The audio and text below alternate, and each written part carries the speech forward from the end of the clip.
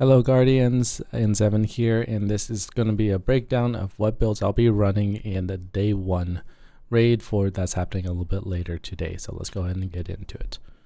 So the primary one I think I'm going to be maining is this one. Is just going to be my huge support build. I've been loving this build so much that I'll probably make a video on it probably after day 1 competition. But yeah, this is a really fun build. Basically, it's going to be Well of Dawn with Healing Grenade.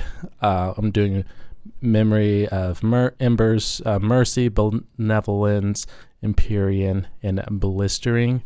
I'm using a new aspect, Hellion, so it gives me, even though I'm healing a lot, it's just giving me a little bit more damage just to help out the team out. So I'm not just standing still, just healing. I can actually do some damage. And then with Touch of Flame for this one. Exotic is going to be Lumina. I'm actually going to be using the No Hesitation, which is nice because when I'm healing, I'm going to get the Circle of Life. So rapidly healing allies grant this weapon a period of increased damage. So as I'm healing, I'm helping with damage output, which is fun. And then Exotic, like Heavy, is one of these. So yeah.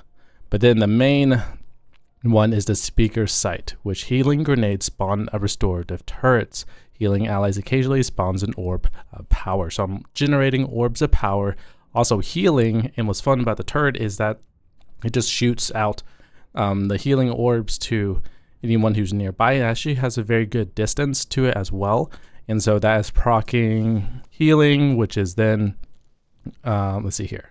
So applying Restoration Cure, which are the grenades, grants increased grenade melee and class ability regen. So when I'm healing, I'm getting my Rift back, I'm getting my Healing Grenade back. There are times where I have at least 2 healing turrets up at one point. So it's a little bit ridiculous with this. And then Solar Weapon ability, Final Blows, increase the duration of restoration, get more healing output, and defeating targets with Solar Ignitions grants energy regen. And Hellion, it just needs 4 mortar shots on one person to cause an ignition, and that gets proc. So it just has a fun synergy, really good one. This will probably be my main one that I'll be running with. And this next one here is a Verity's Brow with a new super Song of Flame. It's just grenade-based abilities, and then I'm just buffing the team with Verity's Brow, which is when I get Death Rose, it increases nearby allies gain increased grenade energy for a short time. So it's just another buffer build and just solar and all that. Now these two are pretty much the same thing. This one is just different variations with reserves and all that, where I hot swap to another build to keep the reserves and all that.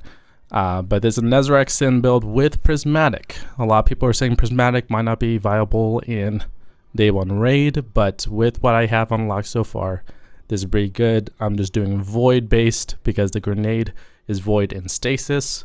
So this is just a good ad clearing build with the Hellion. I'm going to try Prismatic out, and then my Void with Nezarax. So any Void damage kills with my Void weapon or Void abilities gets ability regen rates. So just a fun build right there. This one, I think I'll be jumping between the healing turret build and this one. There's a Xenotaph build just with div, so it just gives me I don't have to reload my divinity. But yeah, this is just going to be my main one for this one, and then just a hot swap build for things. This one is a stasis build. I highly doubt I'll be needing it, but again, just in case I need a stasis build with the Bleak Watcher turrets just for lockdown CC, I got it. And I also got this really cool Lost Signal one, Lead from Gold with a Vorpal weapon, and it's just good solid stasis weapon. And then I have a stasis Cold Comfort just in case I might need it, but I highly doubt I'll be using stasis.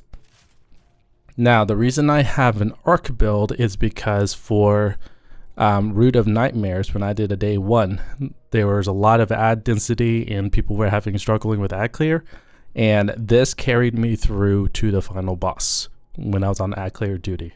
So this one just wreck shop, and I'm just going to pull this back out and have that. And this one is my traversal build, and I have my other half sword for Eager's Edge. I really don't think we need a traversal part, but just in case, I have transversal steps, all that ready to go. And then this last one is a Sunbracer build. This was with the Hellion, so sort of like my very top one right here with the Verities, but with Sunbracers instead. So these two are pretty much almost the same thing, but yeah.